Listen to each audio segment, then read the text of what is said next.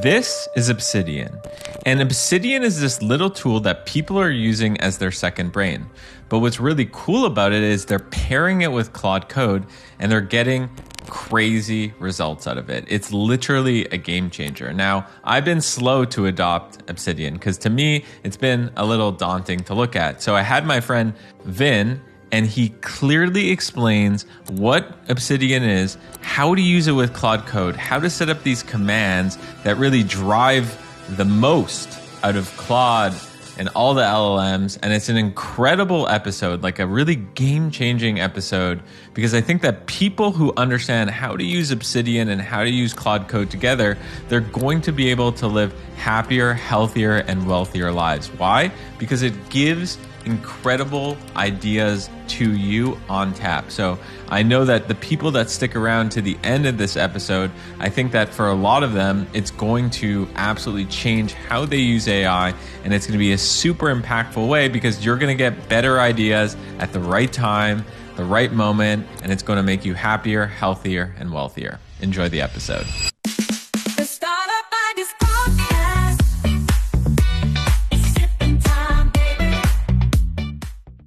I've got my dear friend, Vin, also known as Internet Vin, on the podcast. I literally begged him to come on.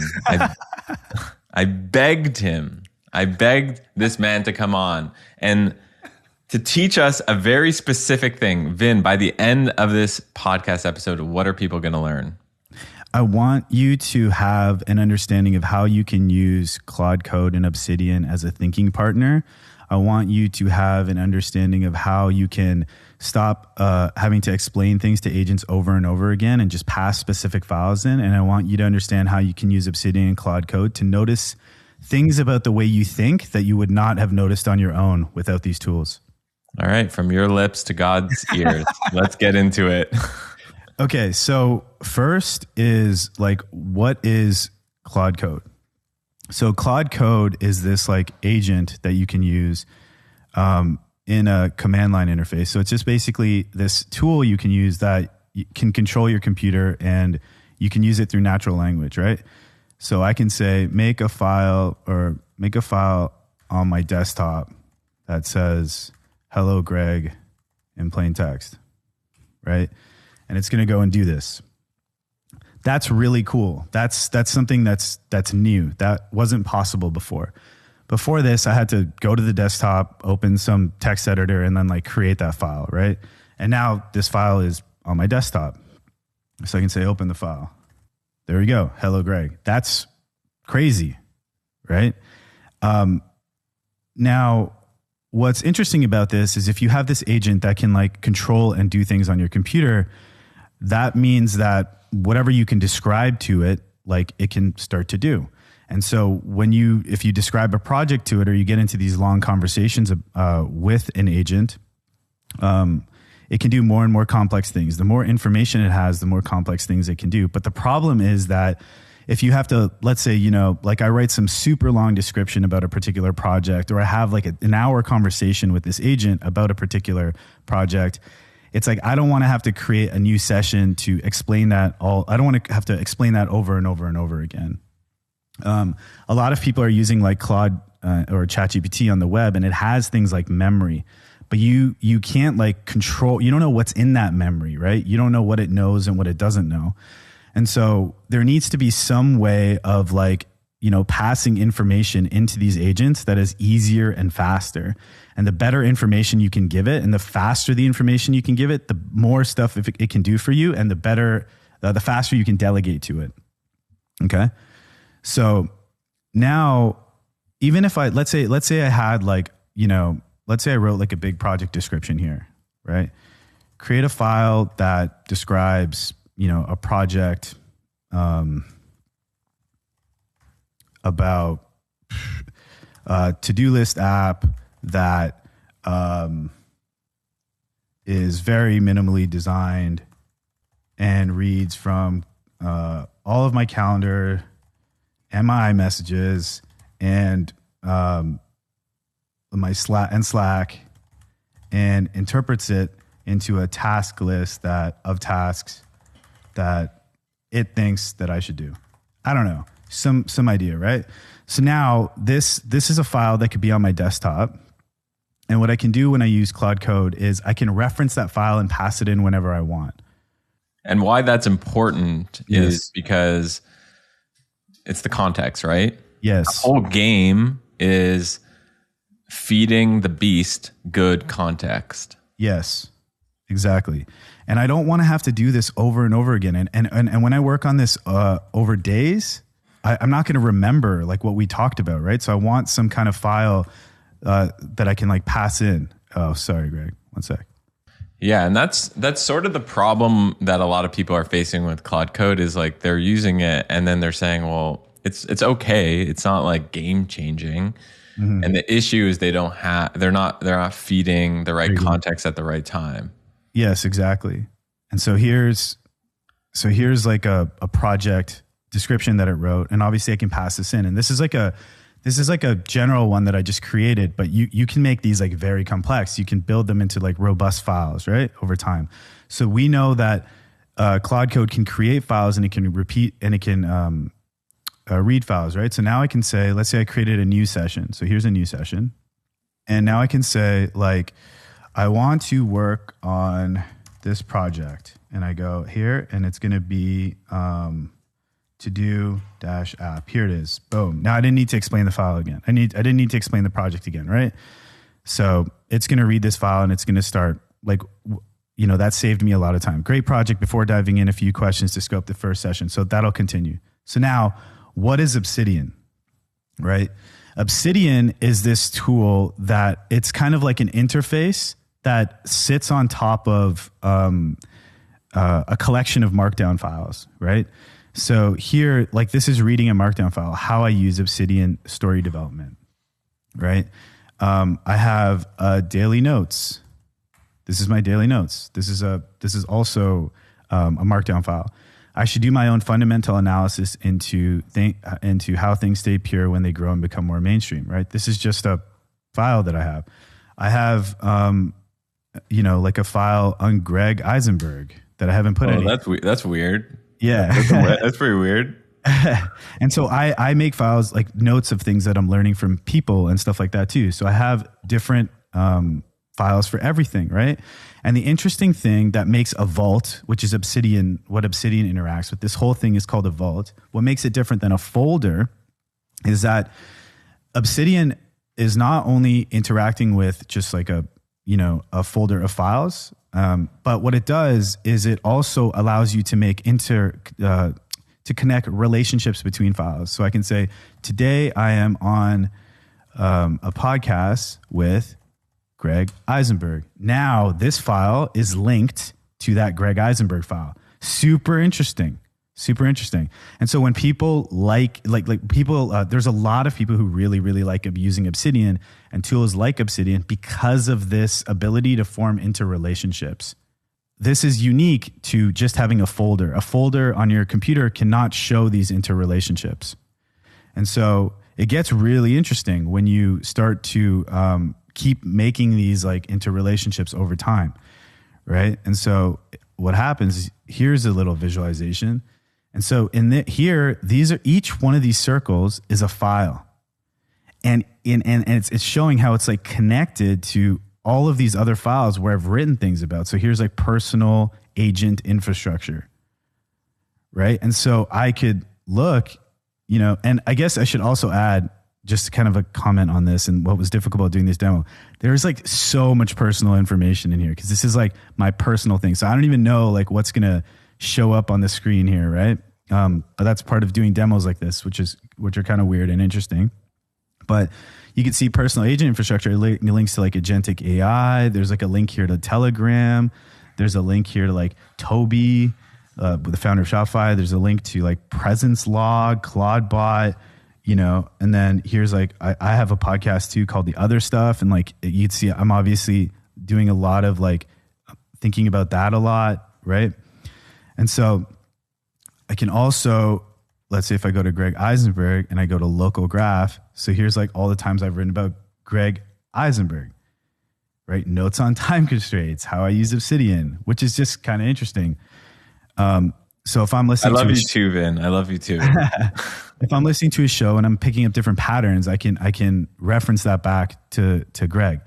So that's really interesting. But here's the thing. The reason why people love Obsidian is because of these interrelationships. The idea that you could open a file and then, I just open this file and then I'm like, oh, interesting. I mentioned Greg Eisenberg. I can click that and it goes to that file. That's interesting, right? It shows it works more it works more like the way your brain works. Your brain connects these patterns all the time. Here's Question. Yeah. So I see why it's interesting, but how does this get me better output? Exactly. Yeah. So the next thing is Obsidian released this new tool called Obsidian CLI. And what that allows you to do is it allows you to use Claude Code, and it can go and it can read all of the files in your Obsidian Vault, which is a folder of text files. But with the Obsidian CLI, it can give Claude Code not only those files that it can read and access, but it can also give Claude Code information about the interrelationships of those files. So you can see, so Claude Code can see that, oh, this file is connected to this file and this file and this file. And that gets very interesting in terms of what Claude Code can understand about you and what Claude Code can understand about all of the relationships between the things that you're working on. It can start to surface patterns about what you're thinking about that you are not seeing for yourself. Some idea that you might have been writing about for a year in this vault, it could be a latent idea and it can just immediately say like, hey, did you know that you've been writing about this same pattern in startups or in this particular project you're working on, and every single note you're making across these different domains, and in seeing that for the first time can be like a huge light bulb effect. It can cause like huge progressions in your learning and your understanding and your point of view on the world, but also in what you're working on. So I've written out, I wanted to demonstrate how that actually works in terms of how I can pass information into an agent that would be impossible without Obsidian and Claude Code. So here's some commands that I have that I use. And I don't want you to be afraid of like all this stuff. I know this can look intense, but here's what I've got, some commands. And this is just terminal that I've created and I'm running it in Obsidian. You don't need to use this. You can just also do this in your own terminal session in whatever tool you want. But I put it in Obsidian because I want to see it all together and I wanted to show you the ways in which you can like integrate and customize this environment. So here's a cool thing. So context. Load full context about my life, work, and current state, reads context files, daily notes, and follows backlinks to build a complete picture. So I'll just show you that right here. So like, let's say I open a new session in Claude, just on my desktop. And now it's like I'm about to work on something. But before I work on it, I can just type context demo. Now it's going to read a whole bunch of files about where I'm currently at. Done. Like I've already preloaded in all this context now. So you can see it's going to start reading all these files. It's reading a README. It's reading context about New, which is a media company that I'm working on. It's reading about other stuff. It's reading my personal, the other stuff is my show. It's reading a personal workflow context. And so I don't have to worry about it not knowing the key information that I wanted to know. I just did that one command and now it's going to get all that information. Done. So I can use /today, which is a morning review. It pulls calendar, tasks, iMessages in the past week of daily notes into a prioritized plan for the day. Why does this matter? Well, okay, sure. You can set up an agent and give it access to your calendar and your tasks and iMessages and things like that. But that doesn't have all of the information about what you're thinking about and why. If I'm writing daily notes about some particular technology or project or thing that I'm interested in, does my calendar reflect actively, does it match the subjects I'm actually writing about? If an agent has that context, it can more effectively give you information about what you should do or not do, and it can more effectively make decisions on what should be in your calendar or not in your calendar. Here's another one, /close day. End of day processing, extracts action items, surfaces vault connections, checks confidence markers, needs to be updating. So I have a bunch of hypotheses that I think about and I give them a confidence rating. This is an idea I'm working on. I feel very solid about it. Here's another idea I'm working on. I'm not sure about it. So these are like daily operations things. But This is what I use Obsidian for the most, which is thinking tools. I really, really, really like working with LLMs as a thinking partner. That's my favorite way of using LLMs. I know people like to use agents and LLMs to build things, but I really like using them to think alongside me and build when I feel like, I really have a novel way of viewing things. So let's see here. So Ghost, here's a command I have. It answers a question the way I would. It builds a voice profile from the vault, writes in that voice, then evaluates the fidelity. So I can just say, what do I think of AI? And I'm going to show you this. Challenge topic. It pressure tests current beliefs using the vault's own history, finds contradictions, counter evidence, and shifts in thinking. Why does that matter? Well, if I want to make sure that I'm continually developing as a human being and as in my skills, I want to make sure that, the POV I have isn't overly biased or limited. So this can challenge me. Emerge.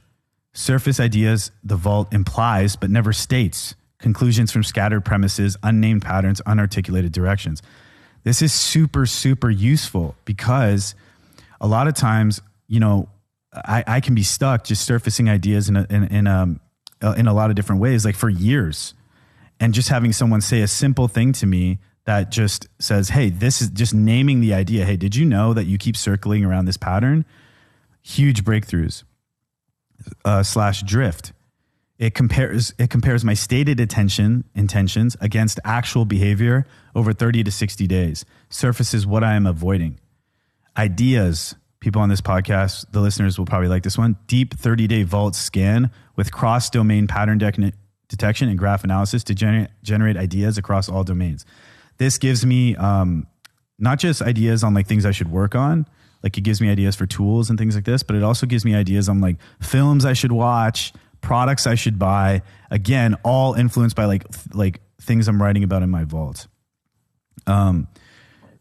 Trace tracks how an idea has evolved over time across the vault. So let's see some of this stuff. The trace demo. So I did this one already. And the way this would work is I just like create a tab here and I could just be like Claude, trace. And I had to create demo versions of all of these commands because of how much personal information is in my vault. But still, I don't even know, like I can't even control what is going to show up on the screen. And I have just a dumb question. Like all those commands that we saw, is that commands that you created or is that what Obsidian created?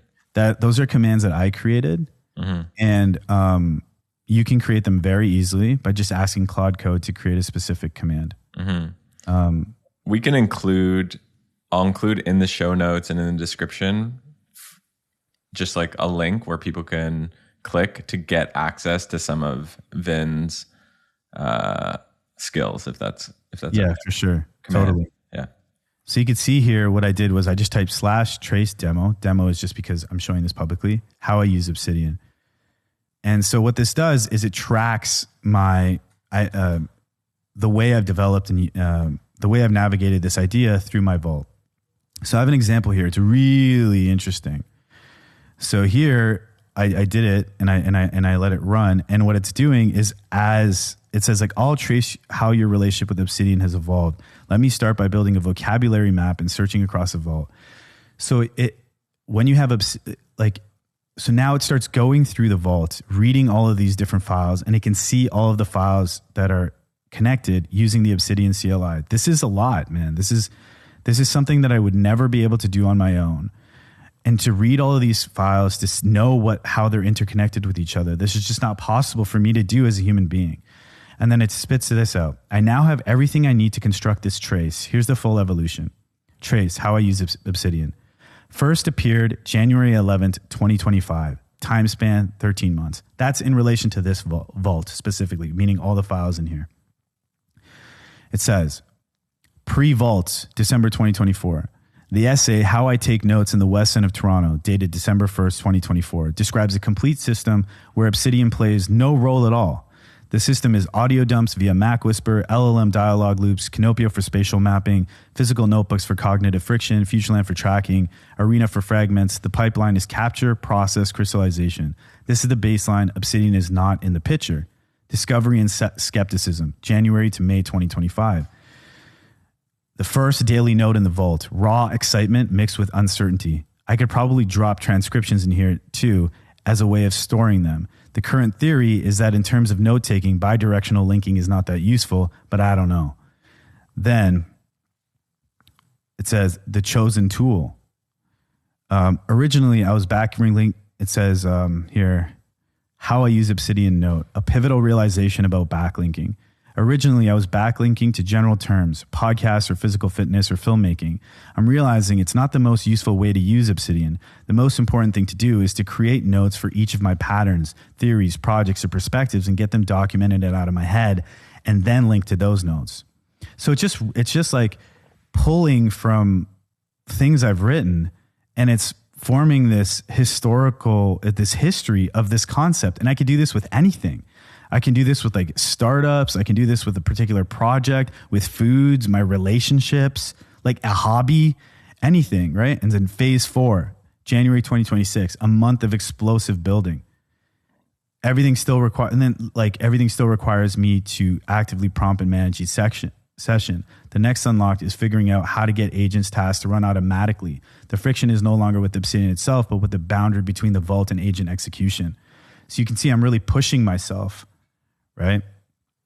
And it's cool. This is a very useful thing for me to understand how my use of this tool is evolving.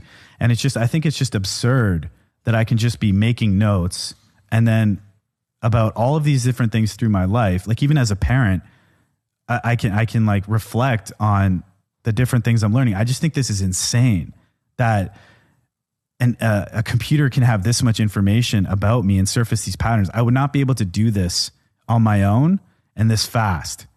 And what a great tool it is for me. Like I can just like now write in here and as I'm thinking about things, and it gives me ideas, right? About my life and the projects that I'm working on. So I can say, it's interesting the way that my relationship with Obsidian has evolved over time. It makes me think a lot about the way in which my relationship with computers has evolved over time since I was a kid to now. It's interesting how these things just happen and compound over time, and we don't really realize it. So it's just like a note, right? It's an idea. So that's an example of something. So I think a part of getting good at Obsidian sounds like inserting reflection into your everyday life. Because a lot of people, we're moving from meeting to meeting, we're busy, we're parents, we grow up and we, of course, write things down in notebooks and stuff like that. But I feel like as we get older, we actually write and reflect less and less. Yes. How have you been able to insert reflection into your life? Yeah, I think for me, it's really about, there's two reasons that I think reflection is interesting and making notes a lot is interesting.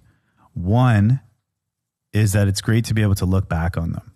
Like for me now, obviously I can use an agent, but for me to go back and see these notes and realizing that, like I'm a person that's continually changing. My skill is continually changing. Projects are continually evolving. It's just it's an amazing part of life to be able to reflect on how things are changing over time and how you are changing over time and how the world is changing over time. But the other thing is that there's like a functional reason too. A reason I like to make notes a lot is because that's how I generate ideas. When I sit down on my computer and I write things down, that's where ideas come. For example, this thing I just wrote here, it's just a quick note. I'm just doing it in real time. I'm just making it up right now. But by writing it out, I feel like I internalize it more. And I like having good ideas. I like progressing. So because I like having good ideas and I like progressing, writing is how I do that. And so I think if you want to cultivate like a writing as a habit, I think first you have to connect it with the idea that this is how you progress and this is how you generate ideas and this is how you form original ways of thinking. The other thing I'll say is that writing right now is a big way of how you delegate things to agents. That's like a whole new aspect of it. So if you can develop a writing habit, you have a lot more context that you can pass over to an agent, which then dramatically, I think, increases the amount of like things you can delegate and the amount of things you can build. I hope that was a good answer. How does this relate to OpenClaw? Because if you think of OpenClaw, it's essentially, at the best case, an extension of you. Yeah. That could go and do things, independently / based on your guidance. So how can you use commands, Obsidian, and OpenClaw and reflection harmoniously? Yeah. So I think if you look at, like, here's an example of one command that I do. It's just like a schedule command.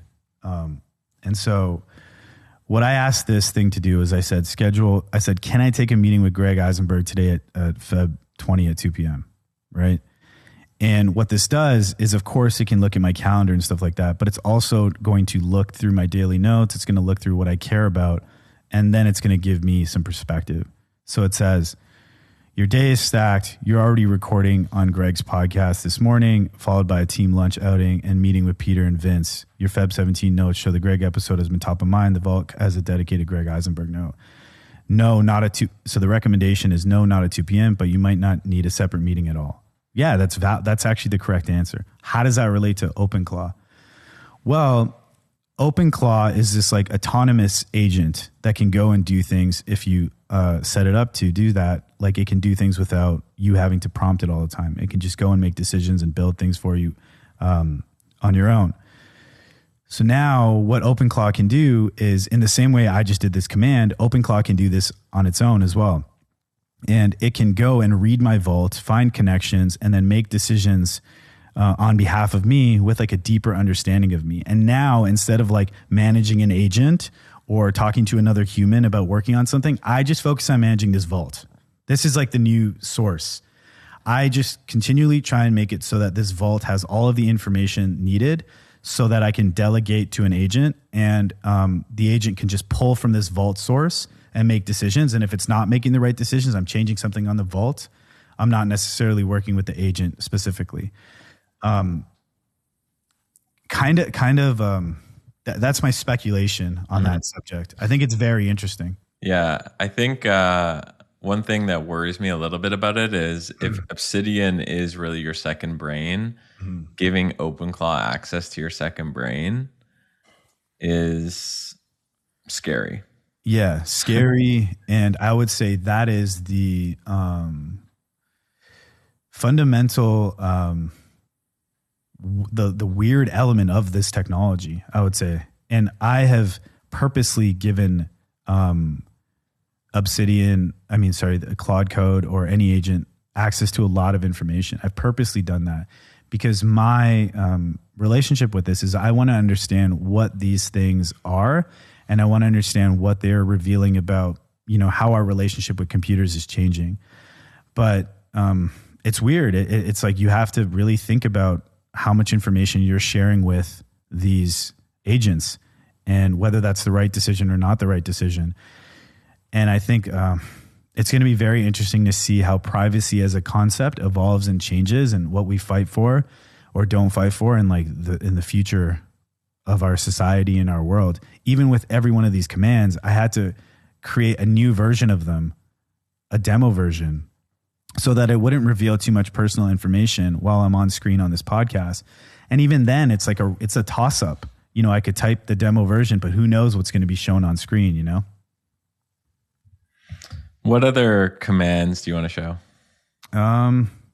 So there's connect, which it allows me to take two domains and connect them using the Vault's link graph.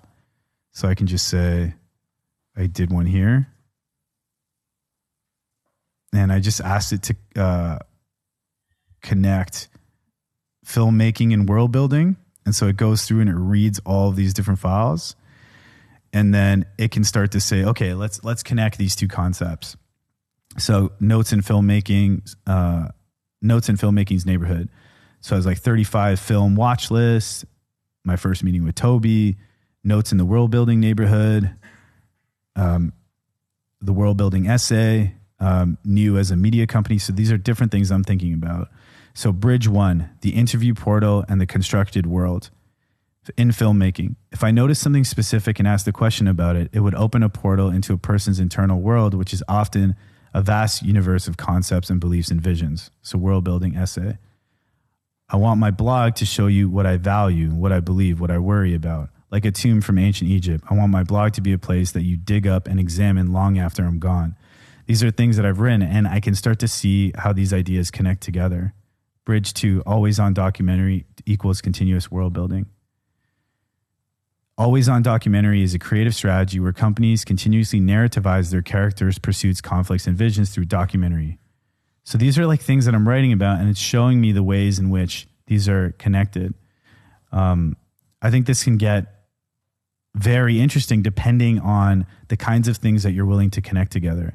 You could get probably pretty crazy with it as well, depending on what you're writing about in your vault. I could connect like shawarma and startups if I wanted to, for example, and see the kind of connections that are coming between these things. Again, really interesting because all of this is happening super quickly and I don't need to explain any of this to an LLM. I can just type something like / connect filmmaking world building. A lot of the examples you're using is personal reflection. Yes. How do you think about, for example, note taking in meetings? Like maybe you have like a granola or Gemini notes taking notes and sort of putting it into Obsidian or, and by the way, when I say notes, those could be meetings that you're not even in. They could just be like, Tommy met with Vince and they had this meeting and I want to put it in here. Yes. How do you think about that?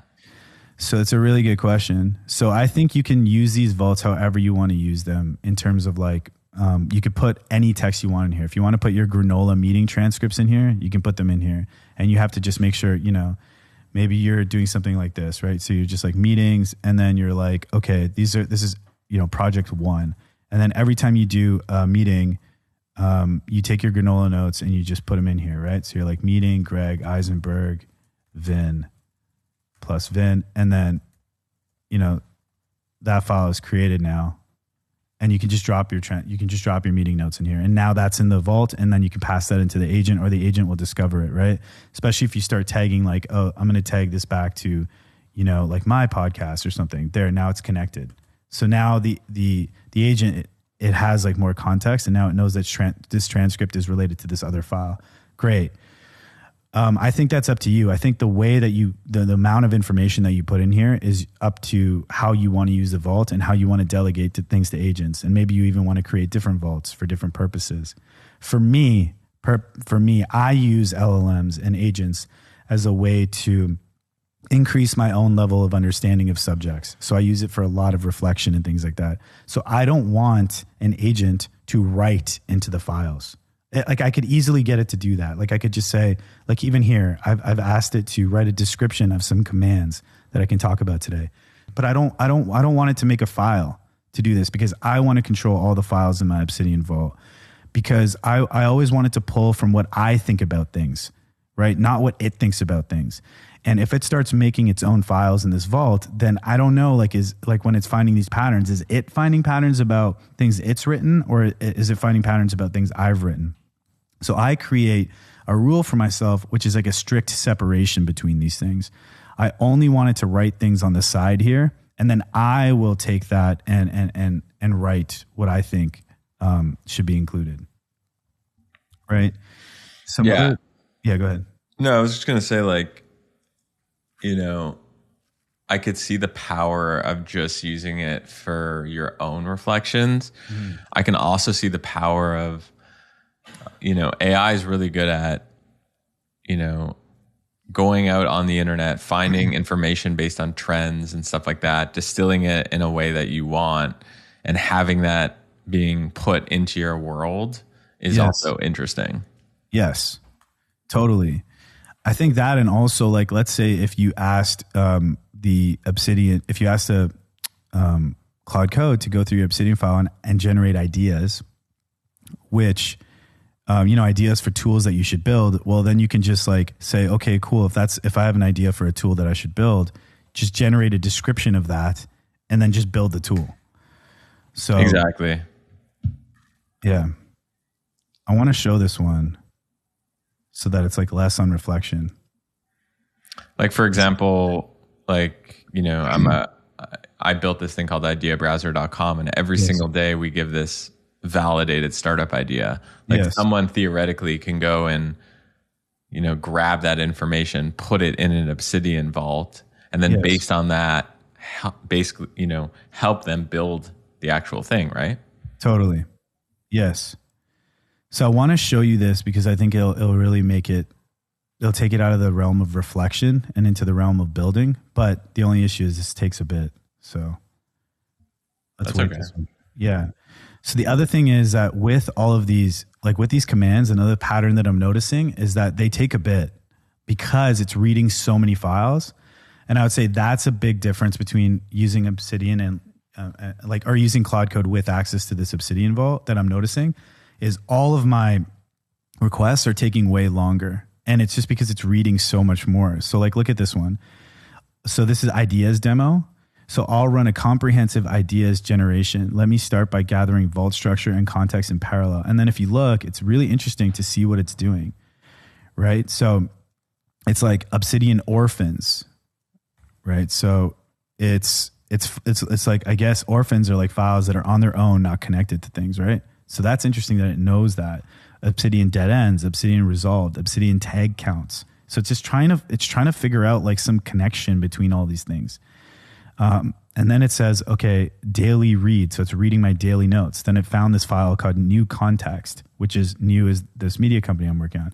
Then it's like read file, the other stuff context, that's podcast. The other thing I would say to you guys is I do manage, I create context files for projects that are pretty extensive. I'll show you. I didn't know if I was going to show this because it's very personal, but like for the other stuff, look at this. So other stuff, working context, what shifted recently, front loading profile by traveling to San Francisco, New York City to record guests. This is super personal stuff. But what is the other stuff? The format, core beliefs of the show. Research is the foundation. Solid. The best conversations feel like discovery. Solid. Here's the team that's working on it. And so what happens is this, again, very personal, but this is context that it just pulled in. So now it knows who's working on my podcast, what are the recent hypotheses I'm exploring, and it just got that information. That's just like one of the things it did. Personal workflow context, super personal file, but it shows like what my daily schedules is like, things that I have to do like in my personal life. So it's like pulling that, how I like to work, how I don't like to work. Personal agent infrastructure is another thing. Let's see what happens if I pull this up. This is a project in which I want to take a step towards increasing my personal infrastructure, workflow, delegation, however you want to describe it with agents, understanding what it means to delegate to agents more and more. Implementation approach. So this is like what I'm writing about, the file about how I'm thinking about using agents personally. And again, that's an example of one of the files it's reading. That's just one of them. So you saw like the other stuff, the personal workflow, and it's factoring that all in to this task I've asked it to do, which is generate ideas for me. Gathering data from your daily notes, calendar, and vault structure. This takes a moment since it's pulling from multiple sources. Again, one of the things with this is that it's just going through a lot of information, man. A lot of information. So it takes longer. It's already been going for 5 minutes. Right. And so that's something I'm noticing. But for me, that's what I want. I want that. I want a response from LLMs that is very, very contextual to the things that I'm writing about. And I think a lot. And I think that's how me and an agent can work best together, where I just focus on continually noting that the where I'm currently at in terms of the projects I'm working on and what my understanding is and what I find interesting. I want to maintain that and make it as current and as deep as possible. So whenever I'm talking to an agent, it has the best representation at all times of who I am in that moment when I ask the agent for something. Yeah, I mean, that's the goal, right? Yeah. That's the question that we all should be asking of ourselves, which is, Yes. does the agent have the most up-to-date information on the projects, on my preferences, and my dreams, and my hopes, and my goals? Because it's only as good as the up-to-date version of that, correct?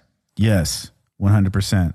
The quality of information that the agent has entirely determines what it can do for you, right? If it doesn't know a lot about you, it's not going to be able to do a lot for you. But if it knows a lot, then it can do things for you that I think, like, even it's kind of weird to say, but I mean, like, that you don't even know about yourself in ways. I mean, it makes sense, right? Because ultimately what this is doing, like, to distill it to its core, it's connecting the dots. Yes. Obsidian and Claude Code here are connecting the dots. Now, it's actually quite difficult as a business owner or just as in our personal lives to connect the dots. Like, why do people in a lot of ways go to, coaches, therapists? Yes. If you go to a therapist and, you have someone who you're doing most of the talking, right? Think about it. You're doing a lot of the reflection, and the therapist and coach is sort of guiding you. Totally. That's what this is doing in a lot of ways. And yes. I'm not saying, by the way, that don't go to your therapist, but my point is, it helps you uncover what are their dots and how you can connect them.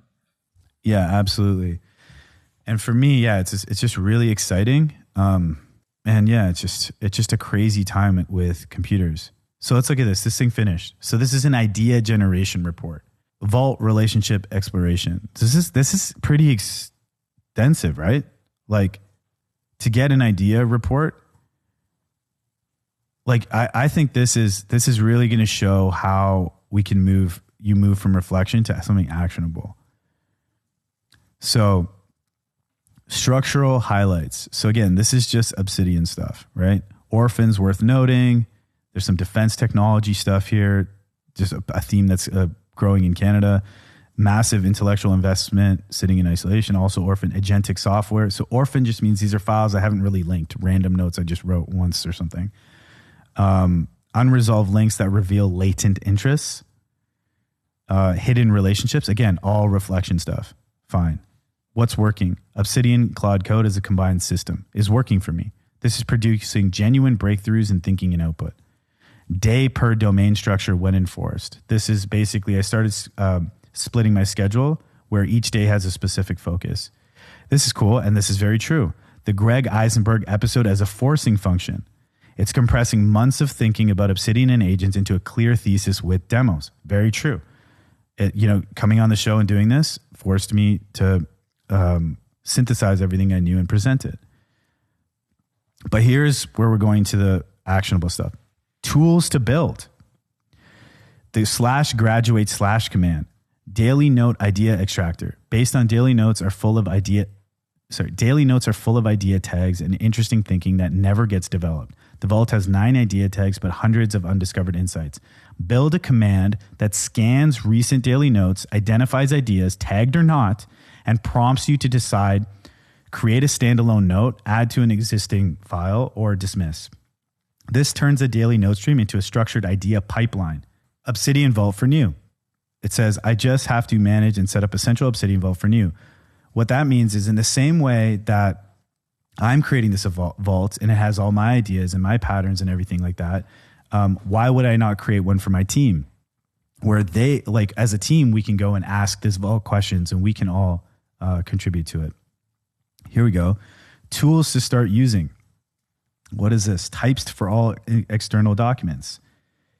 Interesting. A time blocking app that enforces day per domain, meaning since I'm trying to focus on one thing each day, one aspect of my life, it's saying, why not create a time blocking app that forces you to do that? Interesting. Systems to implement. One sentence in Obsidian, agent handles the rest. This is literally the demo 3 version of the Greg Eisenberg prep. You're already imagining it. The next step is to actually building it. Start small. Right. Schedule a call with person about topic this week in a daily note and have Otis or CloudBot or OpenClaw pick it up and handle it. So it's saying maybe you can delegate right from the note itself is how I'm interpreting that. Super interesting. Yeah. Right? I just really inline delegation. Like maybe that's even like a new UX pattern. I don't even know, right? That you could build into like these different tools. Subjects to investigate. Christopher Alexander's pattern language applied to digital spaces. Interesting. Black Mountain College as a model for the stadium. Stadium is a physical space we have in Toronto. Authorless media as a concept. How Shenzhen's hardware ecosystem actually works. Things to write and publish. That'd be useful. Context architecture essay. The computer as a place. Software will become fashion. What Toronto theory actually is. Editorial thinking zine. Conversations to have. This is interesting. These are real people. Aaron, stadium workshop host about becoming an anchor of technical programming. This is a space we have in Toronto. Tarun, again, another person. Program about making program the flagship series. Steph Ango, Obsidian CEO, about the vault as a place. And so this is like, yeah, this is crazy. It's suggesting people I should meet, right? Top 5 high impact do now. Build the graduate command or do a manual weekly idea review. This is crazy, dude. This is actually crazy. Like, and the fact that it's in plain text and it just not it's not, there's no images. It doesn't make it easy to read, but I kind of like it because it's like dressed down. You know what I mean? Yeah. I mean, I like that aesthetic because I'm a nerd, but you could just say, you could just say, obviously you could just say, can you turn this into a beautiful, readable HTML file that is on my desktop? This is hard to read. And it's going to do that. Mm-hmm. Right. So, I mean, if you don't like that, just do it however you want to do it. You know what I mean? I like it like this and this kind of like this aesthetic. But yeah. That's how you can move out of reflection. And of course, we could also say like here, if we don't want to do this, we could also say like it recommended that /graduate command. So I could just say build the /graduate command. Mm-hmm. Right. Which is interesting. And is that how you started building a lot of your commands? Like it started suggesting it and you're like, just go build it. Well, I started off actually like building them myself. Like I'm like, trying to think about commands myself. But then, I started asking the agent like, well, wait a second. What commands do you think would be interesting? Right. And this might be useful. Another thing that I'd like to do is I like to move to like higher levels of abstraction when I'm using an LLM. What I mean by that is I could say like, make a command that tells me what I should focus on each day. And that's like a command that I thought of. But another thing you can do is you can step back and I can say, based on my Obsidian Vault and what you know about me, form an understanding of what you think my level of like where you think my skill level is in terms of a person and the projects that I'm working on. And based on that, suggest the kinds of commands I should use that would take me from the level I'm at to a higher level, right? Get it to suggest the commands for me instead of me suggesting the commands, and I could pick between them. So look at this. This was the agent's idea based on what it read in my vault, based on the notes I'm taking, right? So let's see what this is. Daily note idea extractor. Ideas, insights, and original thinking accumulate in detail in daily notes, but rarely graduate into standalone notes where they can compound through backlinks. This command scans recent daily notes, surfaces the best candidates, and helps decide what to promote into like an idea or something, right? Sure. So this is how it's going to work. It scans all the recent daily notes. It cross-references with the existing vault. It presents candidates. It graduates selected ideas. If creating a new standalone note, create the note in the vault root. Write the note as a mini essay or working document that captures the core claim or question, context from the daily note where it originated, connections to other vaults notes as backlinks. Now, all this stuff, like it captures the core claim or question. You might be looking at this and think like, okay, this is just the text that the agent generated. And it is, but also it hits differently for me because I know, like, I'm writing a lot about these things. I know, like, even like the mini essay thing, these are words that mean specific things to me, which is just so crazy. It's very contextual. I know what it's talking about because I spend a lot of time in this tool, and I spend a lot of time writing. So yeah, create it. And it's going to create that command. Right. And it's like, that's nuts, because I'm just going about making notes, and I have this parallel agent that is looking at my notes and giving me ideas on how I can improve my workflow, improve my life. And then not only can it just suggest it, it can just build the thing, and it's done. And we have it right here, /graduate. I could just hit it and it's going to run. That's crazy. If I'm OpenAI or Anthropic, I'm buying Obsidian. Right? Because it's the missing link. Yeah, it's nuts. It's the missing link. Why? The fact that there are people, like, you've sold me on this, by the way. Yeah. I've downloaded Obsidian. I think it's a free tool, right? Yeah, it's open sourced. I've downloaded it, but I have not created my vault because I wanted Yuvin to take me through. I knew that this was going to be great. I knew that I would go through this. This actually exceeded my expectations. Like, this is the fact, like, it makes no sense. It makes no sense.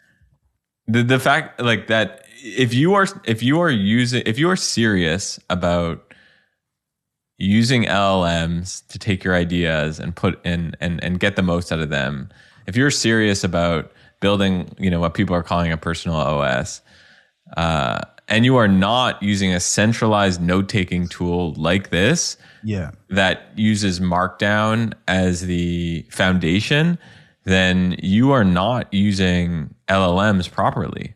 Yeah, or at least not at the limit. Yeah, exactly. You're not getting the most out of it. Yeah.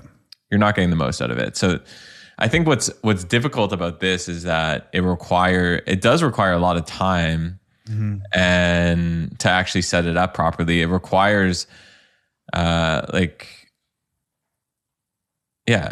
takes a lot of time, and the UI is so daunting in the sense that it's a blank canvas, and it's not like, hey, you should like write your preferences over here, or you kind of just have to come up with these ideas yourselves. Yes. But that's still so amazing, right? Because even when we work with other humans, we have to find a way to explain things to them. And I just think it's so cool that now we can work with these agents, and we still have to explain things to them, but we only need to explain them once, because once we get it down into a file, we can always reference that file, that explanation of a project or a preference or anything, and it's always there and you can pass it in. Yeah. A file is like essentially a perfect memory. Yes. Right? Yes. Human beings have memories, like we recall things. Yes. But there's tons of studies that show that what we remember, in fact, is completely different than reality. For example, when we went and got that haircut in Mississauga, I could have thought that I had the best haircut. That's what my memory remembers. It was a great haircut. But who knows? It could have been the worst haircut I had ever gotten. Now, Obsidian, or whatever tool you end up using, like, if I had written... Yes. Like, the memory, the file, the Markdown file is perfect. So that when I link that or I recall it, it is going to give me a perfect... data point. And the other thing about these files is that you hope, well, they're not biased. Basically, they're as biased as the human being is in terms of writing the reflections. Yes. At that moment in time. Yes. It's crazy, man. And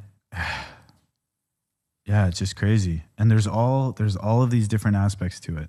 There's the privacy of it and what that means. There's the power of it, the fact that now you can just work with these computers in natural language and just delegate to them. There's the fact that there's people like me that are using these tools and trying to figure out how to delegate stuff to agents in this way. There's people that are like me that are even more hardcore in different ways and pushing them. And I just think it's such a crazy time to be alive, because I think we are potentially watching a fundamental shift in the human relationship to computers. And I'm just really happy to be alive while this is happening. And I'm curious, like, how this is all going to unravel.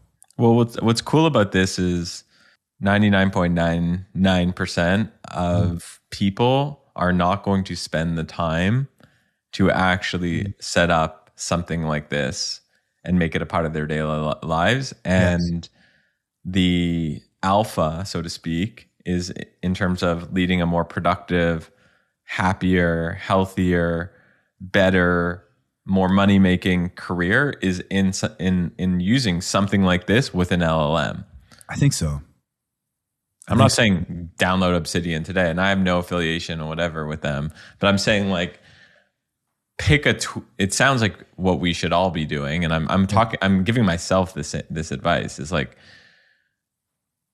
there's no excuse anymore for me not to be writing down and reflecting into markdown files. Yes. In a world where LLMs use markdown files as the oxygen.